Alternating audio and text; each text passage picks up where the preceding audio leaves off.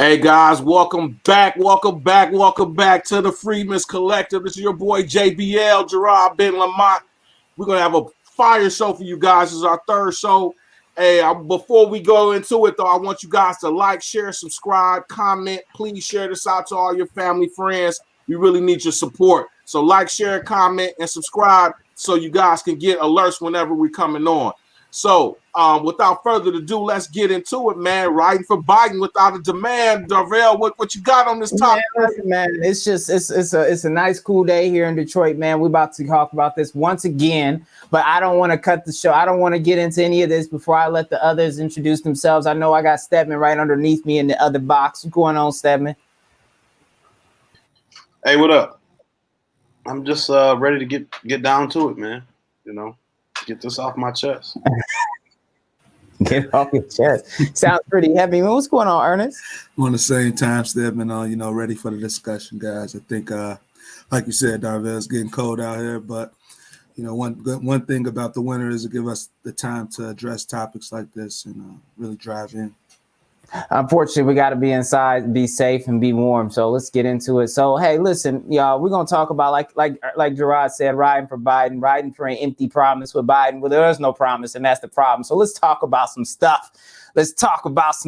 Right? So, this is the headline that kind of lit us up about this show today, right here. After Biden wins, Black activists are demanding reparations for slavery and police reform. Now, police reform, we already have been hearing about all year, right? That's nothing new. But reparations for slavery?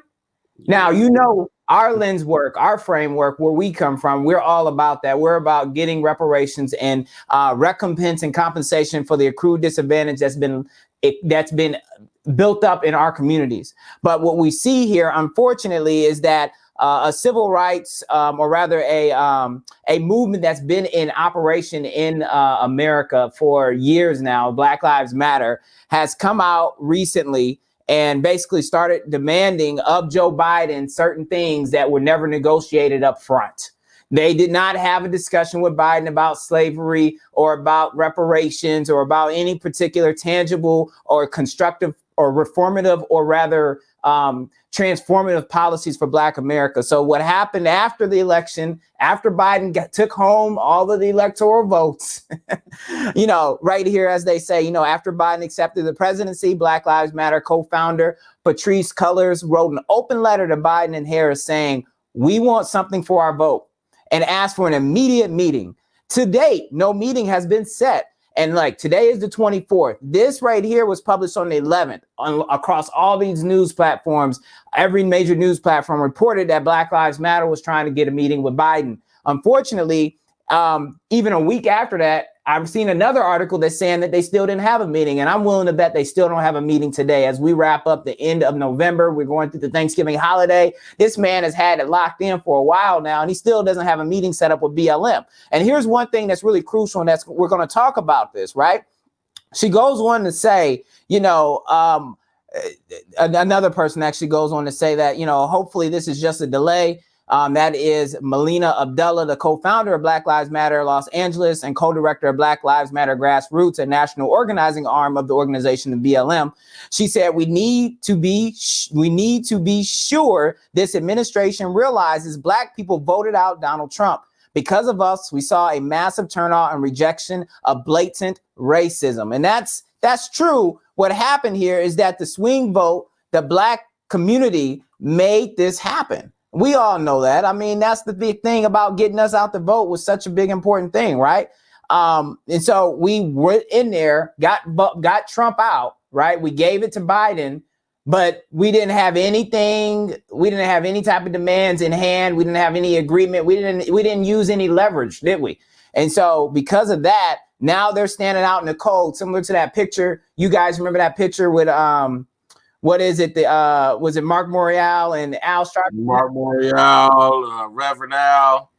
I can't remember the third person, but yeah, they were outside of the cold, hat in hand, talking about what they were going to be Black agenda that they brought to a so-called Black president.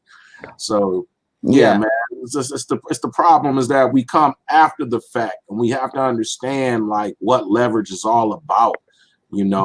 Darvell, if you don't mind, man, let's go into the actual definition. I think the people need to understand. I got a definition over here, man. Let me share that with the people. Let's go back to the screen. Let's talk about what's the definition of leverage, man. What's this say? Well, yeah, we've been saying this leverage, right? So I'll go through all of them, right? You have a noun and a verb.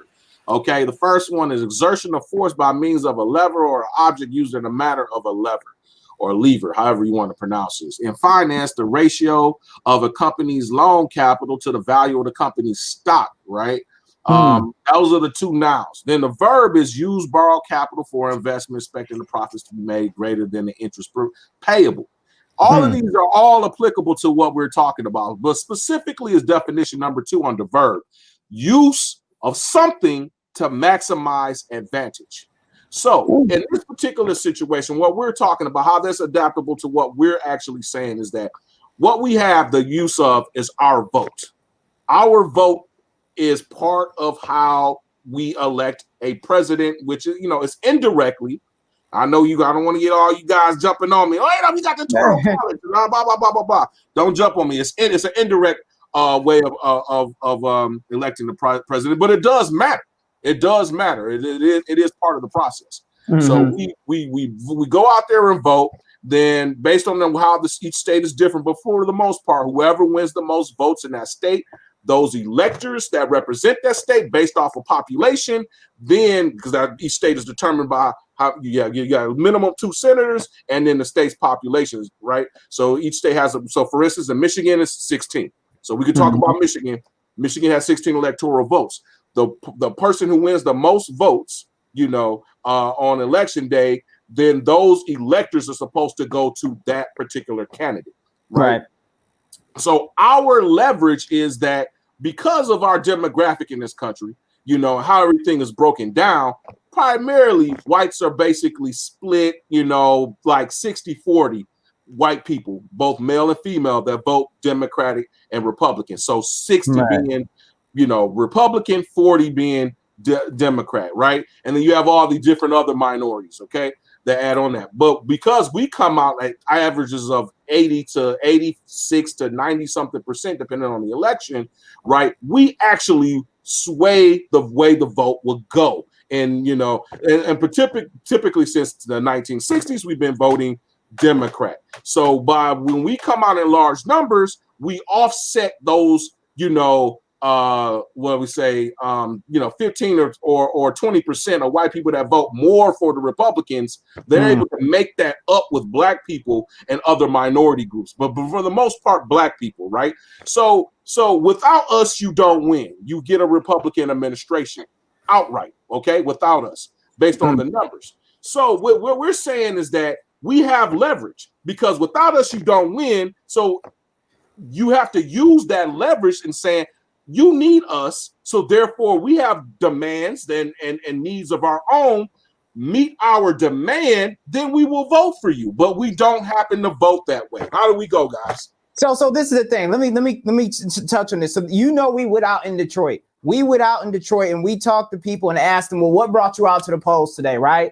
And we got a lot of different answers, right? But there was a theme. There were themes about COVID. There was a theme about Trump. Those are the 2 predominant themes. And, this is the thing. I listen to, other channels. I think Jason Black has a channel. Is it Professor Black? I think that's the name of his channel. He had an episode he put out last night that was really good. He just analyzed one caller's response to the question of what are we getting for the vote we already turned in.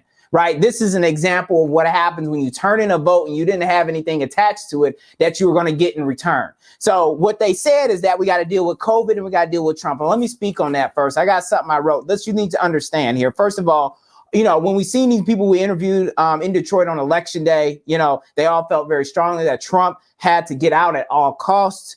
Getting rid of him would be somewhat beneficial in the fight against racism, and everything else besides COVID would have to wait. Right. So the issue with that is that both the disproportionate impact of COVID on the Black community, as well as Trump's presidency and the fact that he got elected, are both results of America's racist and suppressive culture, right? So you can't just deal with one man who's just a symbol of something that's been there well before him, and then because you got rid of him, you think it's all good. That's what's going to happen. We already know, we talked about in our last episode, that people are going to get lax coming out of this election. They're going to start to go to sleep, and they're going to get a little, easy and cozy because things are going back to how they were, right? So we are going to be 100 times better if we're going after the culture as a whole, through the societal recourse and political demands that should have been attached to our vote, right? With those two routes, we won't have a repeat Trump, and we won't have a repeat COVID, because we're going to work on this from the ground up. And the other thing is that, listen, America loves to chase symptoms. That's what we've been doing all of 2020. We've been chasing symptoms of, okay, the symptom is that our people are being pulled over by police for no reason. Then they're being beat by police, dragged by police, shot by police. Then we all got this coronavirus, but we're all running around chasing COVID-19, but don't nobody care about the fact they got the virus, and they're giving it to people who could die from the virus even if they didn't. They all just chasing symptoms. And so they think, because I ain't got no symptoms, I'm just going to be all right. Because that's what happens in the mindset of even Black people. If they're not the direct victims of white supremacy in a way they can tangibly feel and see, they get into this cozy, bumpy mindset, especially my contemporaries. And they're just like, well, I'm going to just do the best I can. Black girl magic. I'm going to do what I do. Whoop, whoop. And I'm not getting into Black politics. And that's when we get left on the sidelines. And another thing to put in perspective with all of that is we need to put that same type of energy into a treatment and vaccine for the Black community, just like we have that energy for COVID-19 right now, right? And we had that energy against Trump, but we won't put it for us. And that's the pinnacle of the issue, right? So dealing with Trump and dealing with COVID first, you miss the entire bus that got them here. Yeah, exactly. Yeah. No, I mean, what you guys are saying is on point as usual, but like, just to like even touch on something you guys did say, when we're talking about leverage, we're talking about using something to its max, to the maximum advantage. And even though we have a certain type of leverage to say that our base is showing up, overwhelmingly to support the Democrats, most other ethnic groups aren't doing that. And so even though we have this sort of leverage, one thing that we're failing on is prioritizing what that leverage means, like you guys are saying. And so I think when we look at disparities that have affected Black people as a whole, what we see is that our people has failed to prioritize all of these horrors or these, mass, I guess, like disproportionate things that are affecting us, or things that are affecting us at a disproportionate rate. The way that we failed to handle those or use our political voice to get something to treat those wounds, it just shows that we have to start prioritizing and putting our demands first before we just jump on the bandwagon and support anyone without actually having a plan in hand. So wait a minute. So you said a plan. You said a plan in hand. We gotta have some plan in hand, and I agree. Now the question is, what does that plan look like? And I think that a lot of Black people have it wrong, because in that same Jason Black episode, the guy thought that coronavirus was a Black problem. And a lot of Black people think that one of the solutions to our issues is like universal health care or free college tuition for all. And they start to miss the point of a Black agenda, right? They don't understand what a Black agenda should look like. But everyone else, like the LGBTQ community, the Hispanic or the Latinx community, or immigrant communities, or whoever you want to subgroup people into, as far as interest groups that have petition policies for themselves, they know what their policy should look like. Those policies are specific to them, aren't they, Ernest? Oh yeah, I was going to say, that's one of the issues we face, is that actually when you look at other minority groups, they actually know what their group needs or what their wants are. And when we look at our group, we actually don't know what our priorities should be, even though the data is speaking to what those needs or what our focus should, What should they be? What do they look like as far as an agenda? So when you're looking at disparities, what is holding us back as a people? And so if we're looking at that, what I would take that to mean is, let's look at the criminal justice system. We can look at all of these things, but if we're talking like Black Lives Matter, these groups are, clusters of Blacks, and they all have pushed certain agendas or wants or demands throughout the years or existence of this organization or movement. when you look at what their focus has been just as of 2020, the focus was let's defund the police. So we're talking about doing one thing that I don't think was specific enough to fix the broader issue that we're facing when we're looking at the system of mass incarceration or addressing other disparities within the criminal justice system. And so I think with that being said, it's more so, Black Lives Matter, or I would say our group basically, doesn't have the ability to stay focused because of so many distractions that we currently have in our culture. We're getting hit and bombarded by so many different things, man. We're our people are just basically trying to survive. Either we're trying to survive as a group of us, or just trying to survive and make it, from hand to mouth, or there's a set of us who are already making it, and it just are just comfortable, like Darvell was saying. You know what I mean? Set a group of us, a small percentage of us that are just, working class professionals. They're doing well, just, and they just believe like, hey, I'll keep my head down individually just for my family. You know what I mean? Like, hey, I'm just focused on my family and myself. You know what I'm saying? And shoot, family. You're talking about immediate family, generally speaking, not extensive, not your outside family, if that at all. You know what I mean?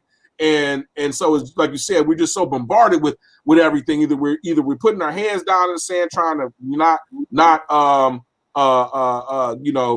be that nail that sticks out that gets hammered down, or we are getting hammered, and that's all we're thinking about.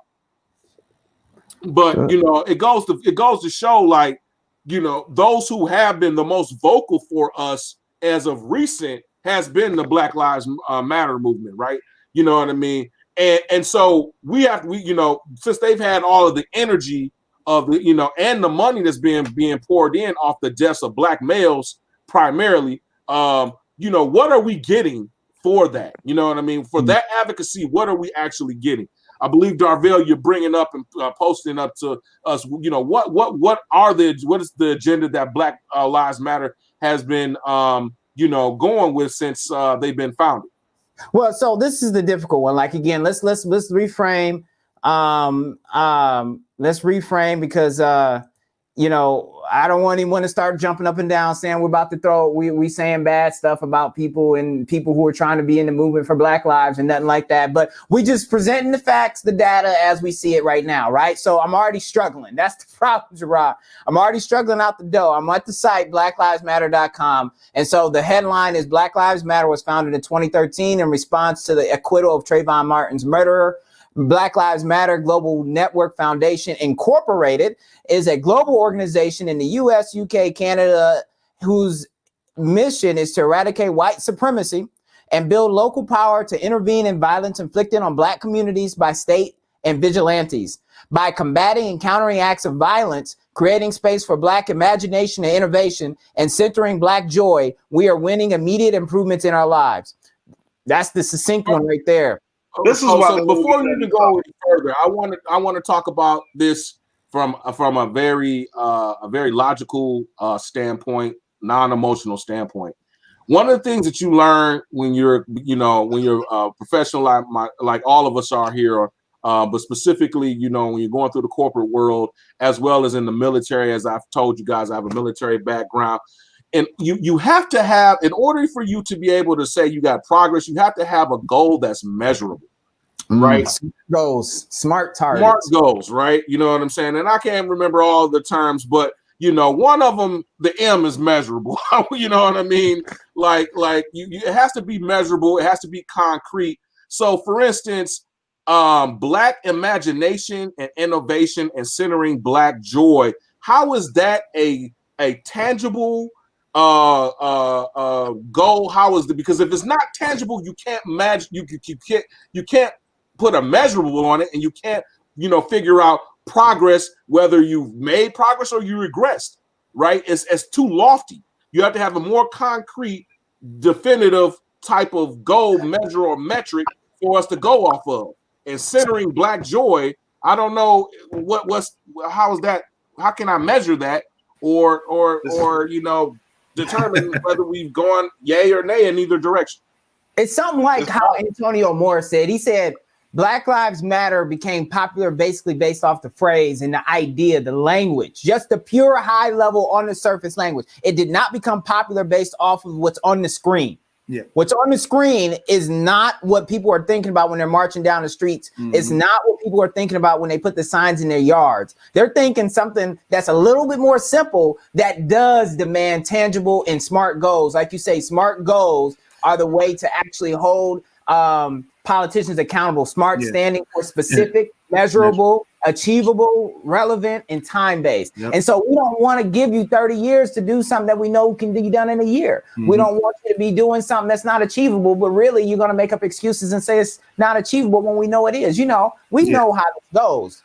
Yeah, it got to be realistic and timely. I think that's the key to addressing any of our issues out here, specifically for Black people, within the ADOS ethnic group, is we have to be realistic, we have to be specific, and we have to be timely with this stuff. So, if we're looking at what the Civil Rights Act was intended to do, it actually failed that mission because, it wasn't timely enough, or it wasn't realistic enough to actually deal with the state level racism or prejudice that existed, and which is what we see when we see a lot of voters getting gutted in certain states in the South. It's that even though there are laws or constitutional acts that state that we have political equality, these states could take other routes and subvert that. And, ultimately we'll be facing the same issues that we're just dealing with. Yeah, so to your point, Gerard, I just scrolled down on the screen. I'm looking at we're a collection of liberators who believe in an inclusive and spacious movement. We also believe in order to win and bring as many people with us along the way, we must move beyond narrow nationalism that is all too prevalent in Black communities. We must ensure we're building a movement that brings all of us to the front. We affirm the lives of Black, queer, and trans folks, disabled folks, undocumented folks, folks with records, men and all Black women, and all Black lives along the gender spectrum. Our network centers those who have been marginalized within the Black liberation movements. Listen, you should have said men in there. I didn't say men. If I said it was an accident, because it's not written. It sure was.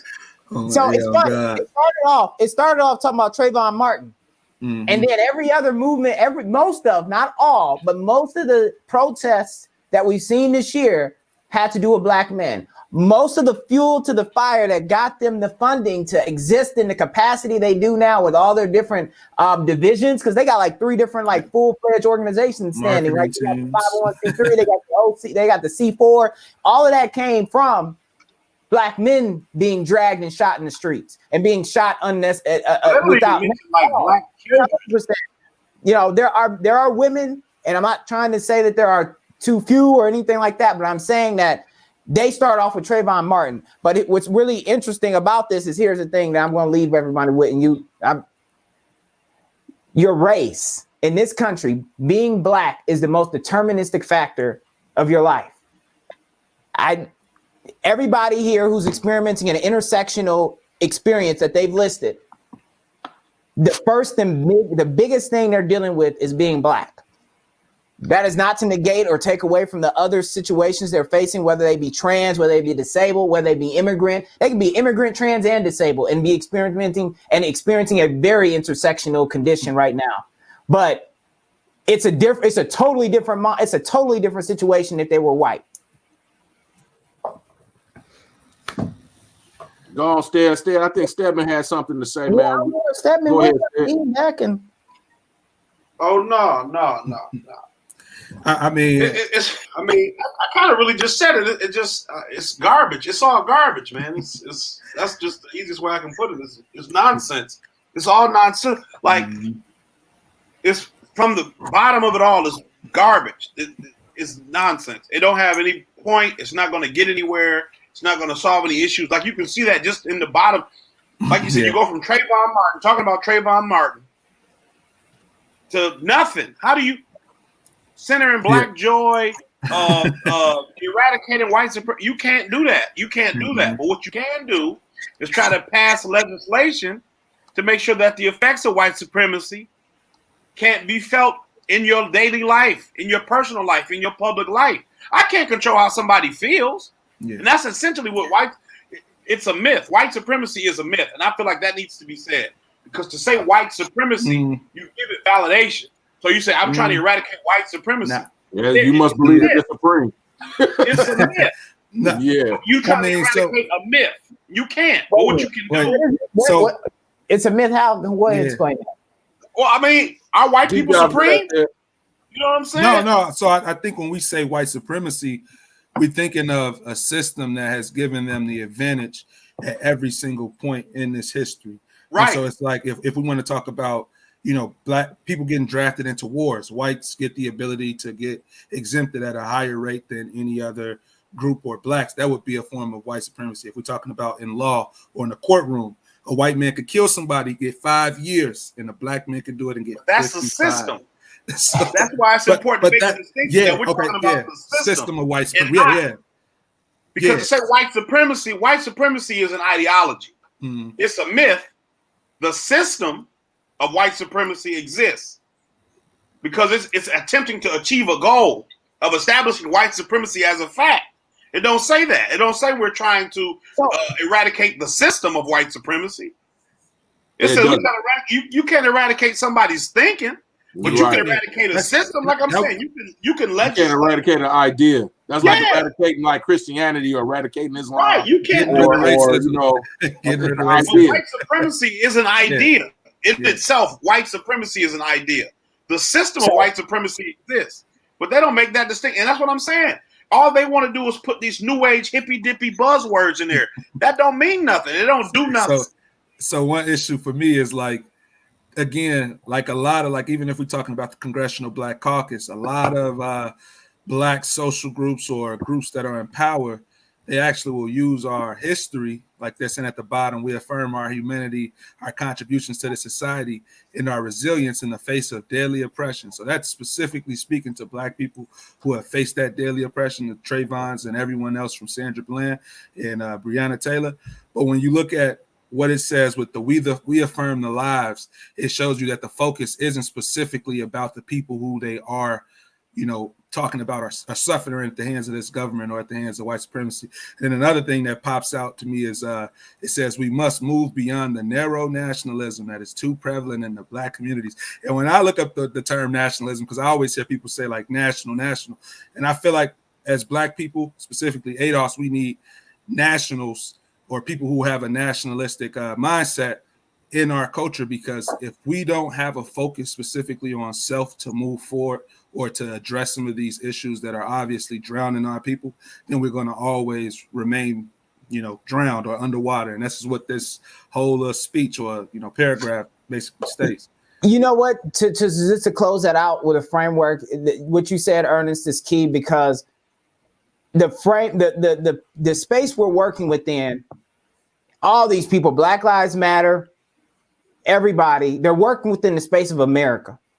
That's really the forefront leading story. I know there are white oppression forces acting on the black communities on a global scale in many other countries and other continents. But what we're really all talking about, what this really all came from, was America. So when we talk about resolving the issue in America, you have to work within the framework of the country that exists right now.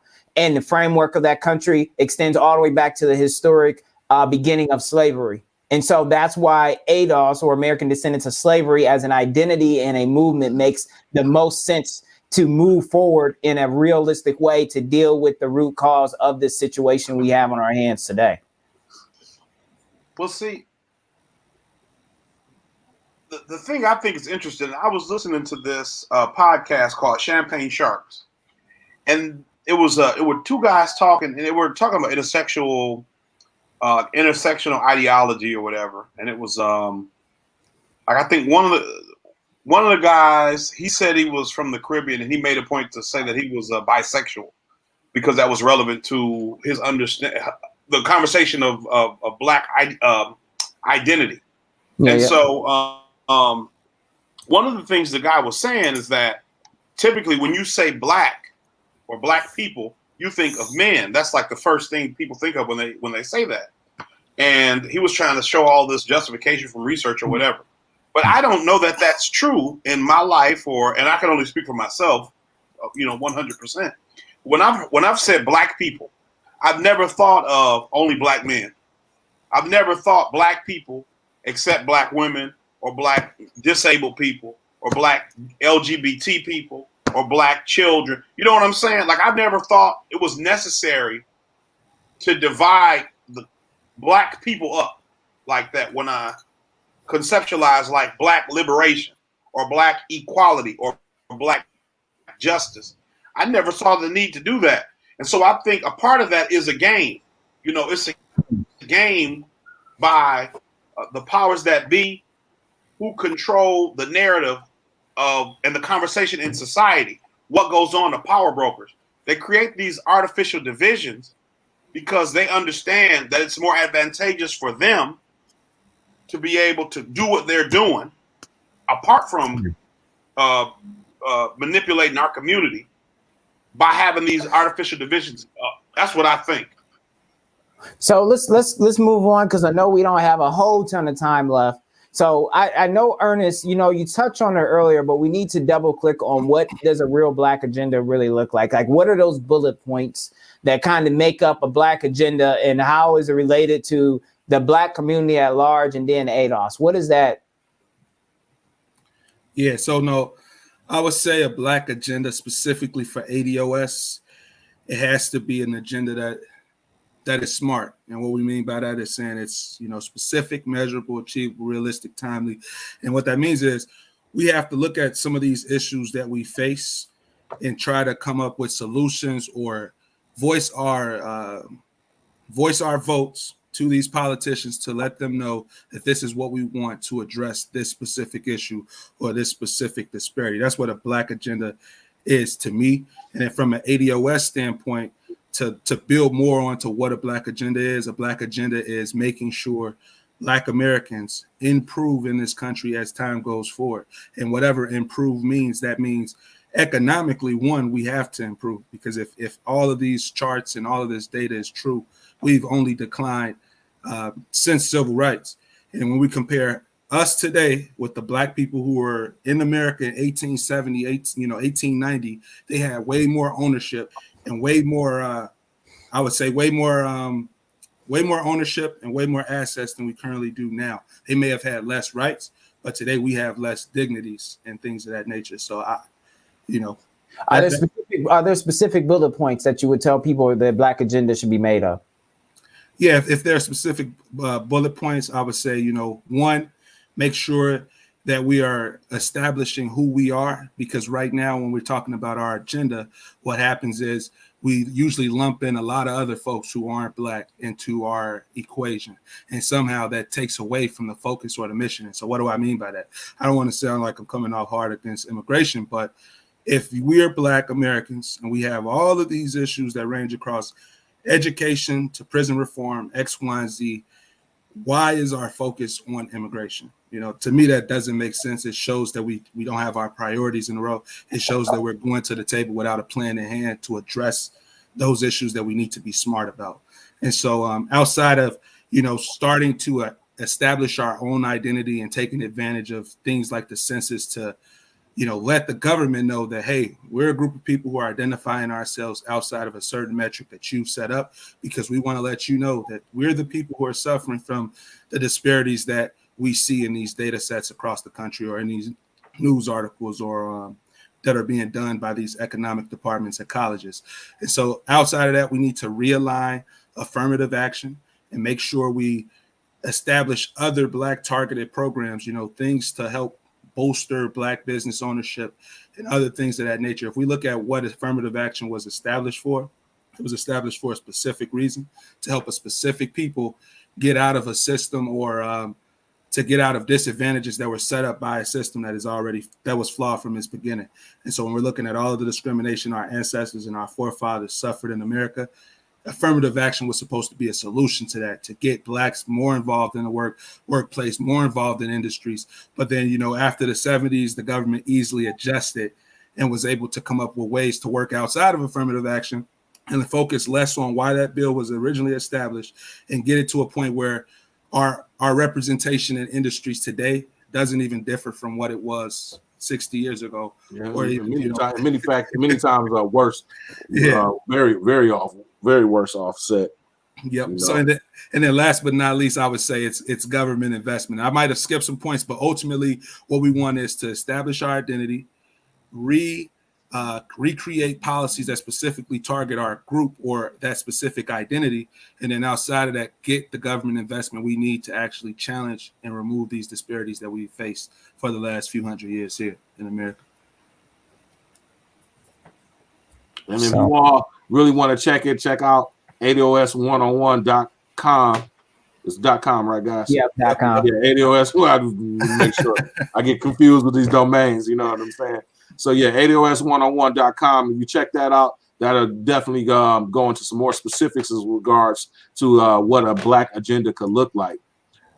So before we get into our, we usually talk. Go ahead. Yeah, last one. Black agenda must include reparations. So I didn't mention that, but if we're looking at actually solving this issue, if this is a big puzzle, we can't get this puzzle solved without reparations. That's at least 60% of the puzzle.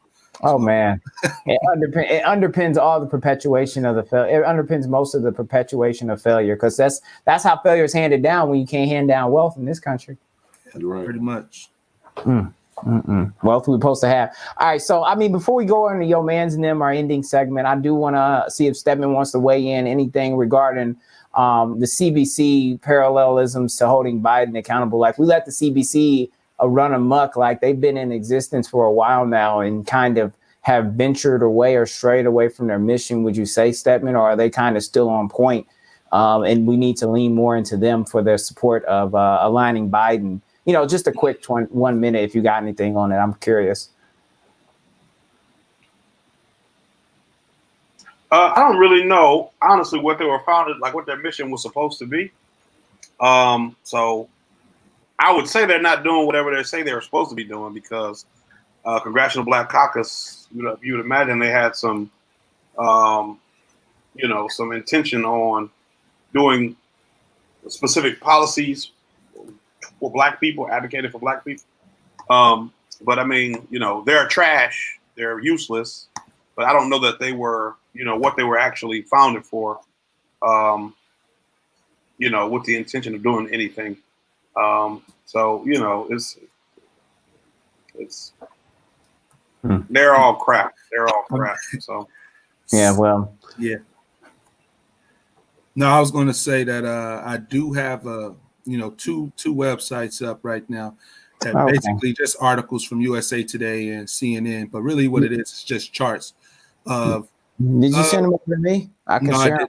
I'll go ahead and do that right now, and then we can pull this up and show you guys what we're looking at and kind of why the Congressional Black Caucus has failed. It's like if we're not addressing these disparities, or if we're not addressing that racial wealth gap, then really what we're doing is nothing. And that's going to keep us in the same position. It's going to keep us stagnant. It's going to allow foreigners to come to this country with a set amount of wealth and automatically leapfrog us by 50, 60, 80 years. So that's what we're facing. Yeah, that's a dangerous prospect that people just undermine. They don't really take seriously, but I get it. So 12 charts that show how racial disparities persist across wealth, health, education. Now, keep in mind that we just looked at the Black Lives Matter website, and some of the images that they're using is Black Lives Matter. So really, when Black people are supporting Black Lives Matter, we're wanting to address these issues, but really they're not even aware of what the actual organization is doing or pushing, which is what we just looked at. All right, look at this. Wow. Black people have long suffered from persistent inequality. But let's look at some of these. Black women died 3 times more often giving birth. Wow. And this is just only being 13% of the population. So keeping in mind of the COVID deaths that we've, suffered, us being 13%, 20% of all deaths, and certain things like this. It's like, as the Congressional Black Caucus, you guys were able to meet with your fellow lawmakers and establish the COVID relief bill, which was an issue of $2 trillion within a week span to save Americans all across the country. As Black America has suffered from, shortly after Reconstruction until today, what steps have been taken by the Congressional Black Caucus to bail us out economically when we were at the bottom or when we were free falling? So Listen, the Congressional Black Caucus couldn't even keep their own Twitter page up to date in terms of what their mission was. Black men and women live shorter lives. Yeah, I mean, this is the thing, right? So, like, going back to the whole ADOS thing, like, we're not talking about just black people. We're talking about ADOS. Mm-hmm. This ain't something that just resulted because you showed up and your melanin was darker than everyone else's, or you have a lineage that goes back to Africa. No, this is something that showed up because your ancestors are buried in this ground and they go all the way back to slavery. And this country has had their boot on your neck of your family for generation after generation. And it's become embedded halfway into your DNA. And people look at you and judge you differently because this country's taught them to do that. And they've never taught them the real reality of what the country done to you. This ain't got nothing to do with being black. It's got everything to do with lineage. It's got everything to do with ADOS. Mm-hmm.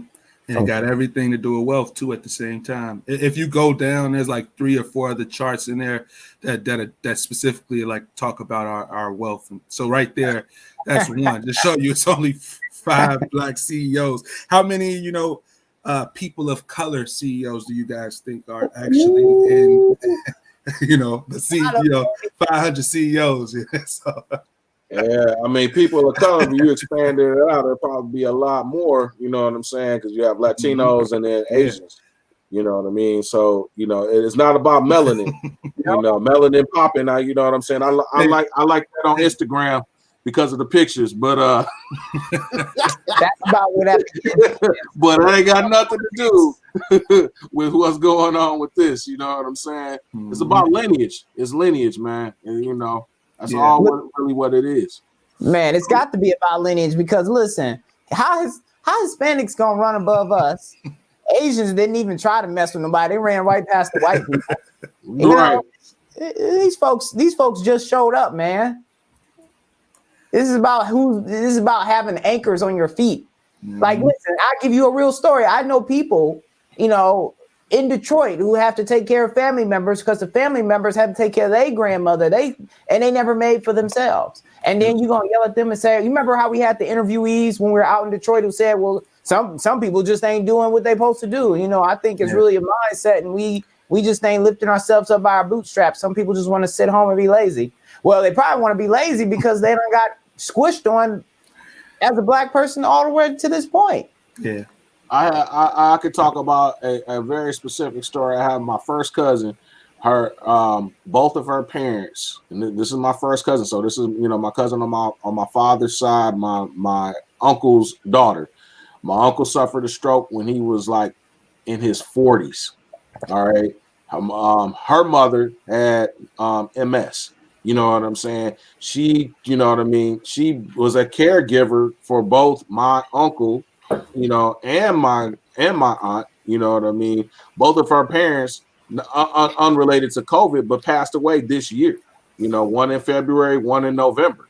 But prior to that, and herself has medical conditions. You know what I mean? But so all that time, you know what I'm saying? She's been pretty much had to be a caregiver to both my uncle and my uncle. Both my uncle and her were helping my aunt. You know what I mean? Her herself having health issues or what have you. It prevented her from being like in the marketplace and probably who knows, like over the long stretch of the time. You know what I'm saying? She's only like 6 years older than I am.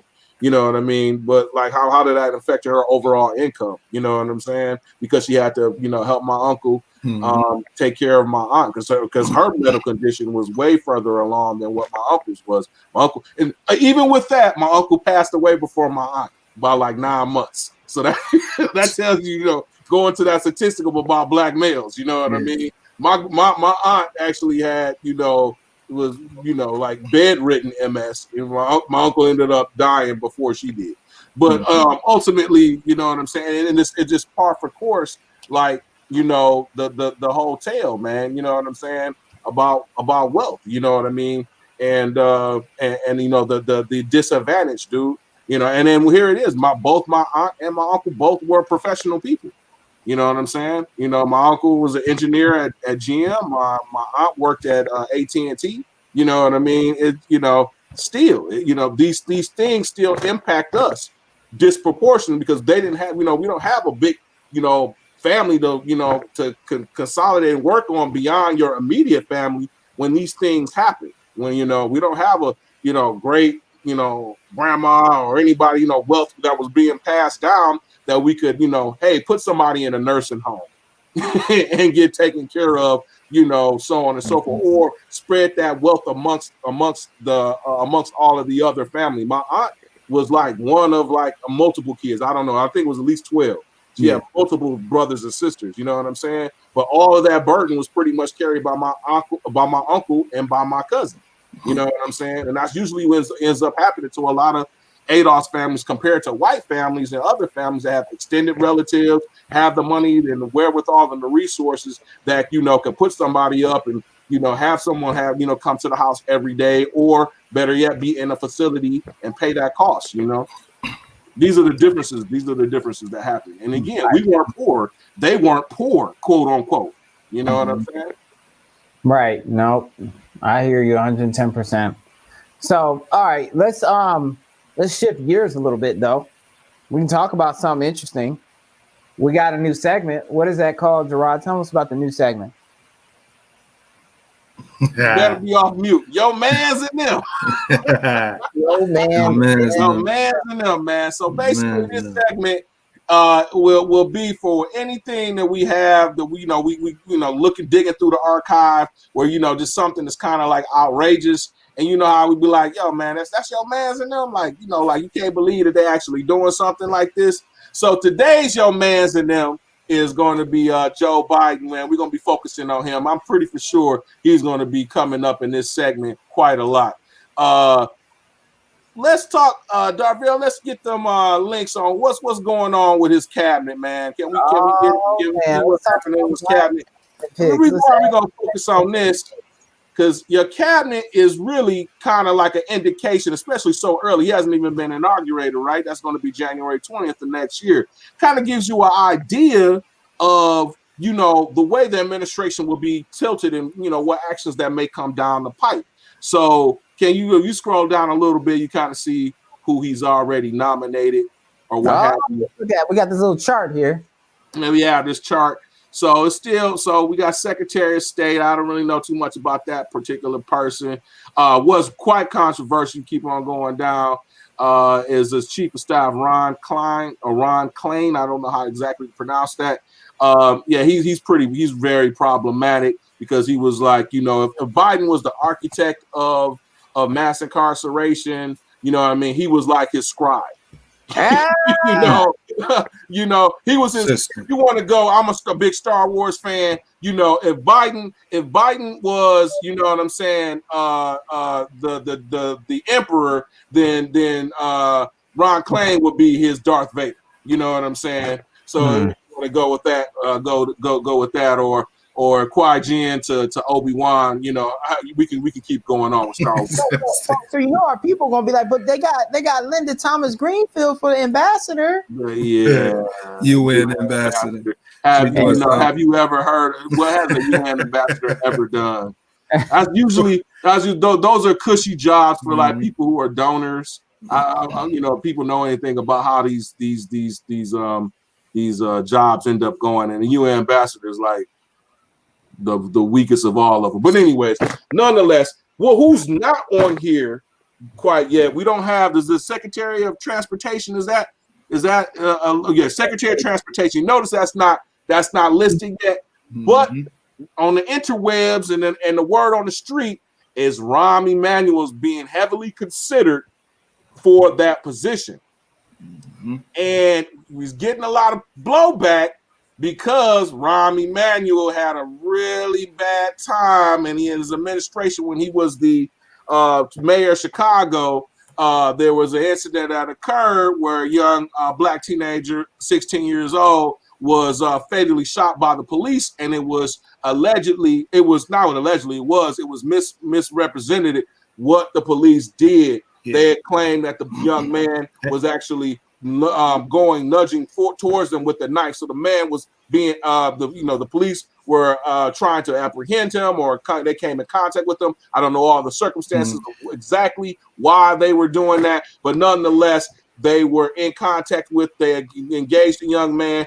the word on the street, the police stated that the young man actually lunged towards the police with a knife. Therefore, that justified the shooting of this young man, right, by the police. But when, you know, the community kept fighting and said, hey, release the body cams, release, you know, the police footage, and it showed contrary to that happening. The young man was actually walking away from the police, and they fired upon him.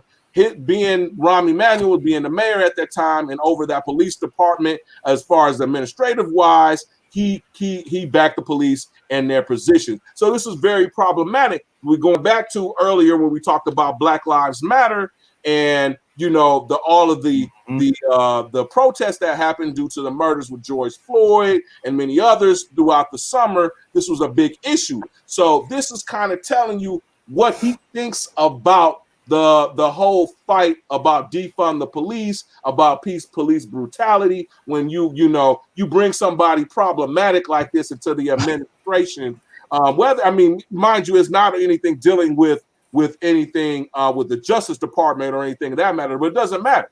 You know what I'm saying? It lets you know, like, okay, Rahm Emanuel, you know, you got to pass for that, because you understand Rahm Emanuel was linked to the Clinton administration. That's how he was actually the chief of staff, I want to say, to Bill Clinton. Prior hand, these guys get recycled over and over. This is how politics works. And so, you know, hey, he got the blessings and graces of obviously a Biden. We'll see if he actually is nominated, but I'm thinking he probably will be at the end of the day. Yeah, and I mean, Rahm, he actually worked, like you said, worked closely with Obama at one point. So Joe Biden is familiar with him, and he's familiar with his stance on policies. Darvell, that was a Sun Times article. Yeah, I'm pull it up real quick. So I want to just highlight a couple parts in there because it really shows you who Rahm Emanuel is, and from a Chicago standpoint, it shows you what type of mayor he was, you know, that ultimately led to him, you know, not getting reelected. Oh, he did not get. He ran and didn't get elected. No, I think he actually didn't run it after this. You know, Laquan McDonald information came out, but right, so, yeah. Rahm Emanuel, the darling of Sunday morning TV shows. Don't be fooled. All right, so if you scroll past these, like the first 3 paragraphs.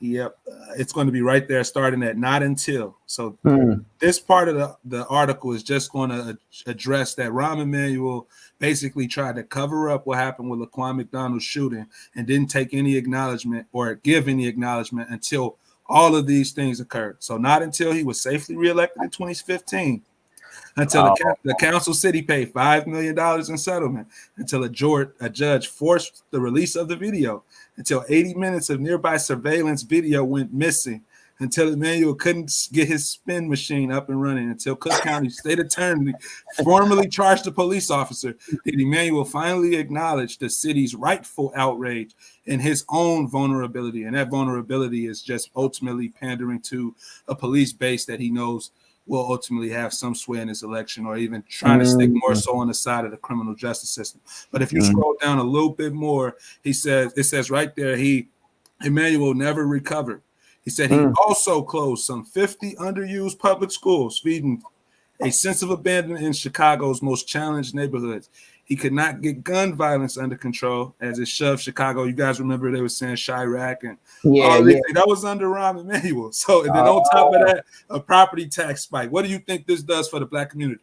What do you think the Black Lives Matter supporters in Chicago had to say about this? You know, they were probably screaming about the shooting, but what did they have to say about this? About Rahm. Yeah. So right. The policies affecting their day-to-day life. If Rahm gets put on the go team with Biden, are they gonna scream? Or are they going to support when he runs again if he tries to? Because Lori Lightfoot, you know, that she's getting into certain situations in the city as far as like people not liking the way she's running things in the city. So you never know what that means. Hopefully, our people. Unfortunately, you know what I'm saying. This is okay. He did what a lot of politicians do, right? You know, he had an unpopular administration. You know what I'm saying? You know, I guess he set it out. I guess he didn't run for a third time, right? So, you know, let somebody else run it. You know what I mean? Okay, I'm a you know, we'll do I'm a big watcher of shows on Netflix, and one of them is it deals with universities, having guys go to the lower leagues. They get kicked out of the top league, right? D1 or what have you, and they go. It's called Last Chance U. That's the name of the show, Last Chance U. And freaking, they go down to the JUCO level, and the odds is, their hopes is that they could just be bounce back, right? In fact, they have a term for them. They call them D1 bounce backs. You know what I'm saying? So this is a D1 bounce back moment of Rahm Emanuel, right? If he gets into the administration with Biden, right? He'll probably sit a full 4 years, and then boom, he'll probably bounce back into another position or run for something, at a higher level, maybe Senate for Illinois or whatever, state. This is how this game is played. You know what I mean? This is definitely how it's played. You know what I'm saying? And then he'll say, hey, he was part of Obama's administration, Biden's administration, Clinton's administration. You know what I mean? So on and so forth. He has all these bona fides, this and this and that. People would have forgotten about this, because by the time he does that, it'll be damn near 8 years removed from the actual time. And those who will be crying about it, people they'll get ignored for the most part. That's how it works, man. Yeah, that's how it is.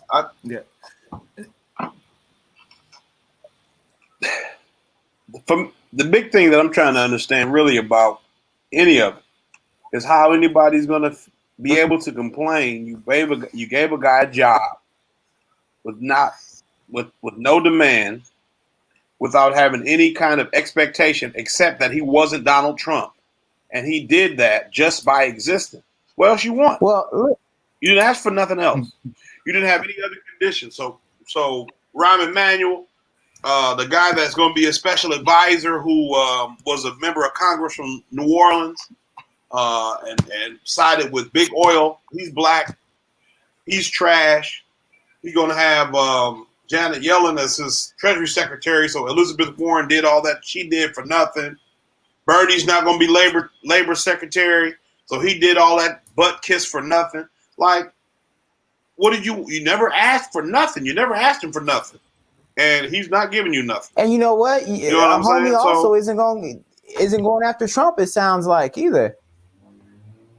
Nope, he's not going after Trump. So it says here, Biden hopes to avoid divisive Trump investigations, preferring unity. Man, he said he's going to leave decisions up to his Justice Department. President-elect Joe Biden has privately told his advisors that he doesn't want his presidency to be consumed by investigations of his predecessor, according to 5 people familiar with the discussions. Despite pressure from some Democrats who want inquiries into Donald Trump, his policies, and members of his administration, y'all will be digging. Listen. You know how they ran that entire investigation on Trump and what was it, Russia? I don't know what the heck it was, but they didn't come up with nothing to get him jacked up.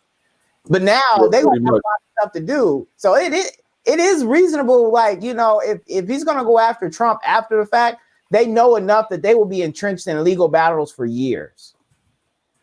But the thing about it, Darvell, is that this was one of the main talking points behind why people should vote for Biden, right? They felt that, and like I said, I heard this specifically. I mean, it's anecdotal, but I definitely heard it from black people that I know of about how Biden was going to prosecute Trump and put his ass in jail. That's what people are looking at. As you can very well see, that's not how the game is played. Mm-hmm. Ever since Nixon, man, and probably even before that, right? That's not one ex-president's going to jail.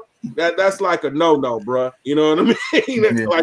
like straight up. You know what I mean? He'll get a pardon for that. All the last presidents we had have been war criminals. None of them are even. They're not even like admonished for that. So no. What are you going to get?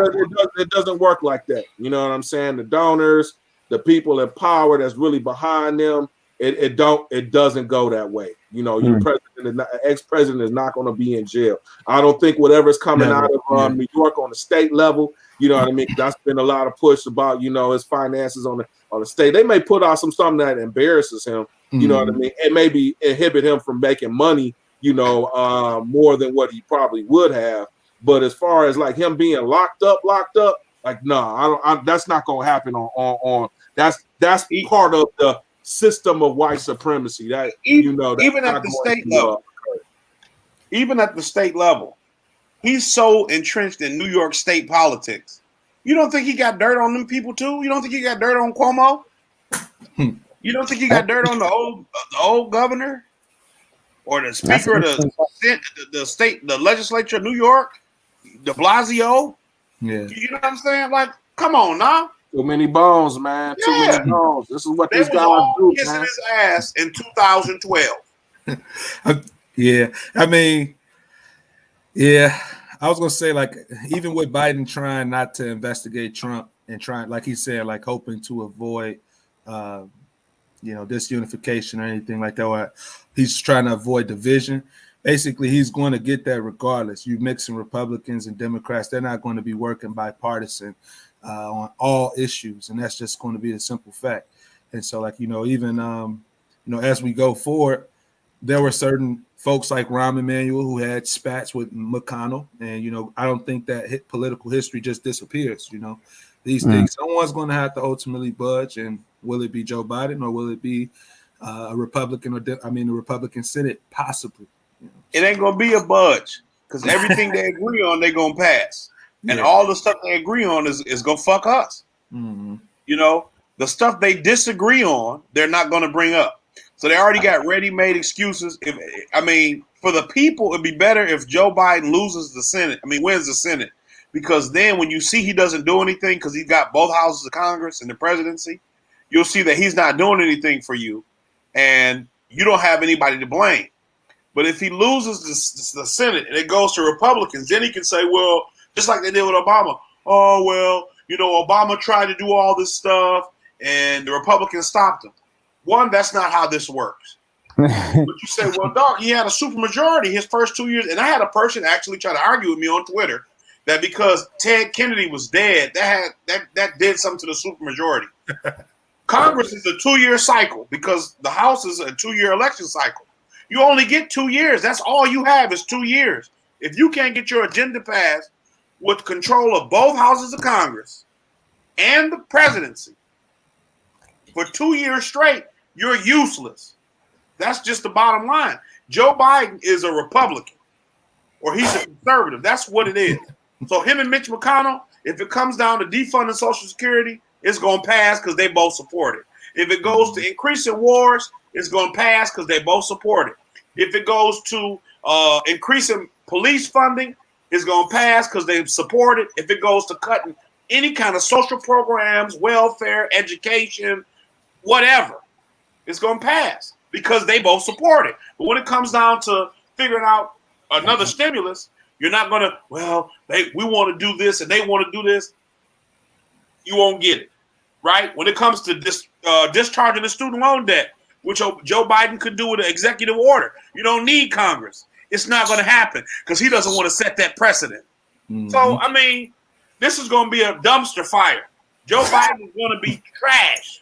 He's going to have to use that pen, though, because Trump has signed, so many. You think he's not going to sign as many executive orders? He's paid by the same people.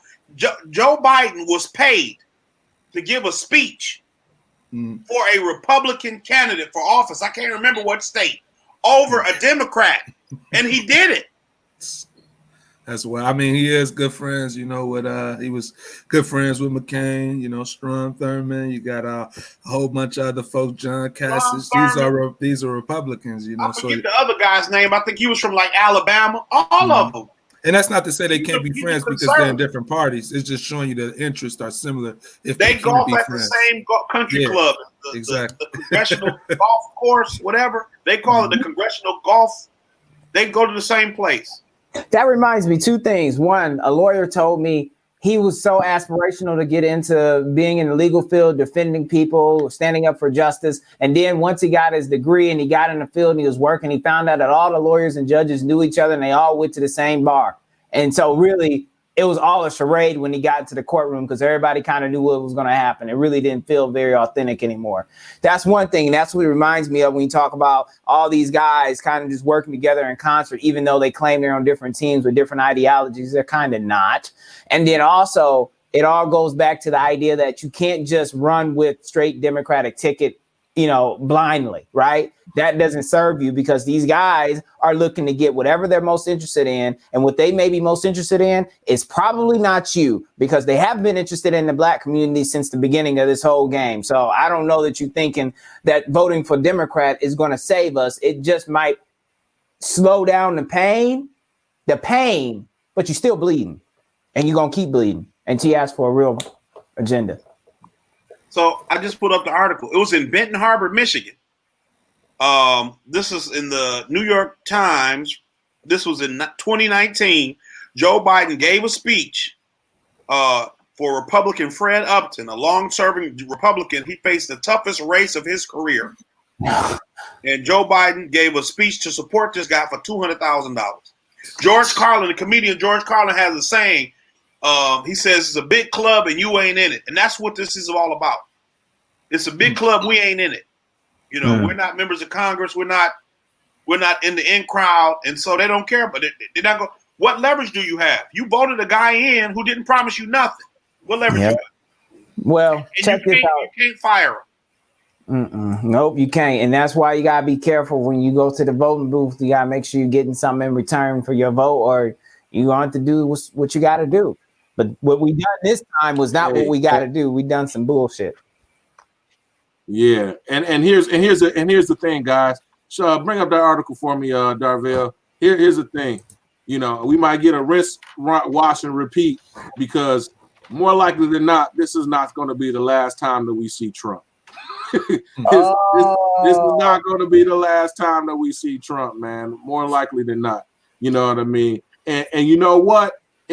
It wouldn't surprise me if the Democrats would, love for him to come back because they were able to win with just being, hey, we're not Trump. You know what I'm saying? Imagine when he come back. But here's the thing, and this is what I, going to what Stedman was saying. This is what I predict. This is JBL. You can hold me to it in 2024, right? This is what I predict. We're going to see the failures of this Biden-Harris administration. One or two things are going to happen. Either A, like you said, they get a Republican Congress, Republican Senate, and they're not going to be able to really push anything transformational. Hell, for the most, basically, they don't want to push anything transformational. They've already, Biden has already said it. So whether he has a Senate or a Republican Senate or a Democratic Senate, they're not going to do that. To begin with, they're not for transformational policies, and that's what the people actually need is transformational policies. Even on the class base, our people specifically need reparations, but even on the class base level for the rest of the country, right? We need transformational policies, not any tinkering on the edges, but that's all they're going to do. So ultimately, what we're going to see is that we're going to get to 2024, right? Nothing is really the needle hasn't moved. Hell, it may even move even more to the left. Who knows who's going to be the outcome of this coronavirus and everything else, the economic downturn. You're going to have a very disillusioned, not too energetic Democratic voter base, and then you're going to see Trump this whole time sitting by on the sidelines, sniping, because that's all he's going to do. Gaining him, his base not going anywhere. You know what I'm saying? Run in 2024. His people will be very motivated because they've been out of power for 3 to 4 years. Get him back into the office again. The Democratic side is going to say, "Hey, man, why am I showing up? I came to show up. You didn't do nothing to him. We economically in the same spot. This is some bullshit. You know what I'm saying? And not show up." And very well could flip it where Trump gets back in 2024, and all we did was delay, Trump's 8 years basically overall. That's my prediction, man. That's probably what's going to happen. If it's not Trump, it'll be someone Trump-esque in 2024. No doubt. I don't think Biden is going to make it. I definitely even he's not going to run a second time. Yeah, They're going to try with Harris, and Harris is, we know she's not going to get it either. You know what I'm saying? So either or, I'm seeing a Democratic defeat in 2024. I really am, man. I'm seeing a Democratic. They're gonna have some white lash just like we had after Obama. Yeah, you're gonna see it. Yeah, all right, we're gonna see it, man. And our side gonna be disillusioned because all of the voting and all the turnout for this guy, and he's not going to bring us anything because, like I said, we didn't ask for nothing, we didn't pressure for nothing, and we're not going to get. And they told us they weren't going to give us anything. That's the first thing. Yeah, they told us that they told Cube to wait after the election. So exactly. The results in. Well, what's up with that contract if they're trying to do anything? Yeah, we'll see.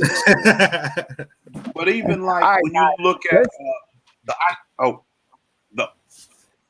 go ahead and wrap it up. We're going to go into wrap it up statement. So go ahead, Stedman.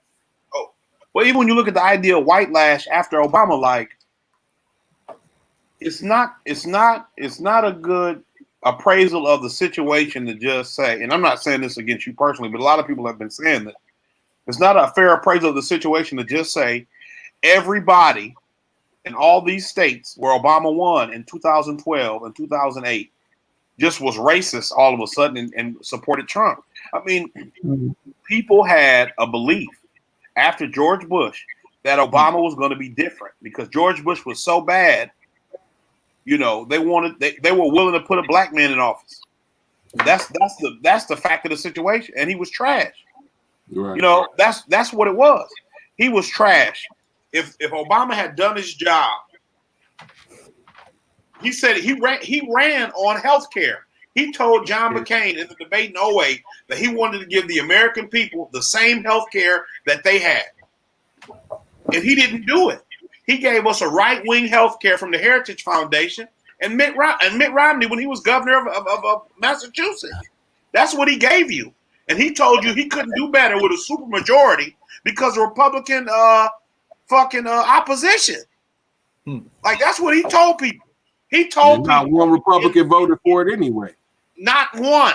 Not one. And then he told people in all around the Midwest, here where we are, the jobs aren't coming back. That's not what you're supposed to say, dude.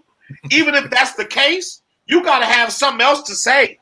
Yeah. You got to say, hey, the jobs aren't coming back, but we got a plan. We got a training process, or we have some type of policy set up where we're going to give you government jobs like Martin Luther King talked about. Government jobs, guaranteed government employment, because all the bridges and stuff we got around this country are falling apart exponentially. So you got work to do, but you don't want to do that because you don't want to hurt the guys who put you in office on Wall Street. Citigroup picked his whole cabinet. WikiLeaks leaked the email. Citigroup picked his whole cabinet. So, he wants to try to, we got to be better and unify and all this bullshit. Dog, you were trash. All you wanted to do was be president. For whatever reason, whether that was to get money or to be a narcissist, that's all you wanted to do. You didn't want to do anything for the people, and you didn't. And now you want to hold us accountable for having human emotions. You want to hold working class people across the board. Donald Trump got more black votes than any Republican since the switch that we talked about in our first episode. So that's not sufficient to say, are black people racist all of a sudden? Are we all just racist all of a sudden because we don't like you now? No, that's not sufficient. It's a complete misrepresentation. What it does is the same with the Russiagate. It allows the Democratic Party not to take responsibility for I will call it ineptitude, but it's intentional. They intentionally act this way so that the Republicans who will intentionally act the way they act can be considered the scapegoat in this situation. The Democrats can look like, well, they tried, but they just didn't have enough whatever. This is the game they play, right? The Republicans push a greater evil. The Democrats push a lesser evil, and steadily, we're moving further evil, and to the point where in the future we're gonna have a slave master and a Nazi running for president, and you're gonna say, well, at least the slave master didn't kill Jews. That's what we're gonna be doing. That's what the situation's gonna be. Yeah. Because you keep voting for lesser evil, and the what they call it, the Overton window just keeps shifting to the right. What are you looking for? You gotta stand up and fight. This shit ain't gonna work. Joe Biden is gonna do every bad thing Trump couldn't do. Joe Biden is gonna do every bad thing Trump couldn't do. It's gonna be hell out here. It's gonna be fucking hell out here. It's gonna be fucking hell. All right. So let's wrap it up. Ernest, you got anything last remarks before we close it out for today? Yeah, I mean, just to wrap it up, guys, I think one of the main talking points of this episode was just we shouldn't have came to Biden without having a plan in hand and then now expect so much of him. And so it's almost like make sure your vote has value and always, you know, as we move forward into future elections, keep that in mind.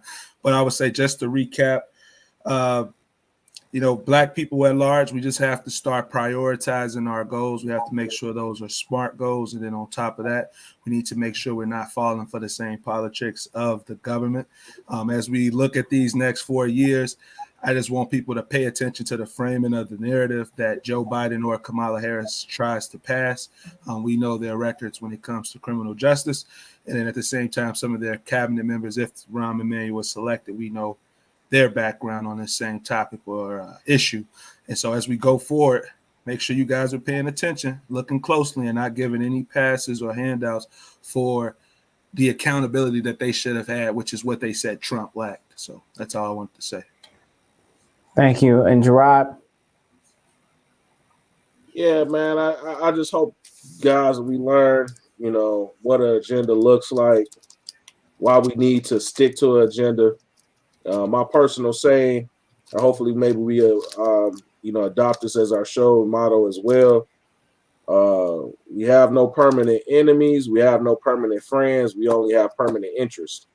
And to be honest, even those could actually change. Or interest can change over time. But just for the sake of the saying, you know, you got to have your interest should be overall the arcing goal or measuring stick or litmus test in anything that you go about, whether it be, you know, personal or collective. In this case, we're talking about collective. We have to have that. We have to start voting and acting and moving in such ways. We can't be afraid to say that, you know, we as ADOS Americans, Black Americans, FBA, whatever term you want to refer to yourself as, but ultimately the people who came from those who were enslaved in this country, descendants of those who were enslaved in this country, right? Ultimately, we have to be able to say that we stick up for what we need, something for us specifically and only for us specifically. And I think in the past, because of, you know, what has been meant to be Black, and you know, everything that's been attached to that, our people kind of are almost in a default, you know, running away from it. You know, our goal is to get out of the hood, so to speak. You know what I'm saying? To move into white neighborhoods, to move into mixed race neighborhoods, to move into, you know, to get away from this. You know what I'm saying? Anything having to be Black, you don't want to be associated with because it's being associated as being negative or has a negative connotation. I say, screw that mentality. You know, we need to specifically ask and focus on us because we paid a specific price. We paid the price of this oppression, right? So we need to get the reward of this upliftment of this oppression, right? You know, for lack of a better word, or, you know, sounding wordy or whatever. We paid the cost, you know what I'm saying? So we have to freaking get this off of us, right? When we were the only ones, nobody else was really there taking those boots to the neck. So when the boot is being removed, it has to be removed off our neck first. Let everybody else get in line, or let them advocate for their boots to be taken off of their neck, respectively. But we can't be advocating for getting somebody else's boot off their neck and our boot is still on ours. You know what I mean? So ultimately, that's what I'm saying. We have to push for our interests and be unapologetic about that. We say we're unapologetically Black. I'm BSAF. as the show on Netflix was going. You know, we culturally we say these things all the time, but when we come to politics, we seem to be scared to strong heartedly with our chest out say that, hey, we need policy specifically for us for the damage that's been done. So, you know, if anything, guys, I hope that you take away from this episode is that, you know we need specific policies and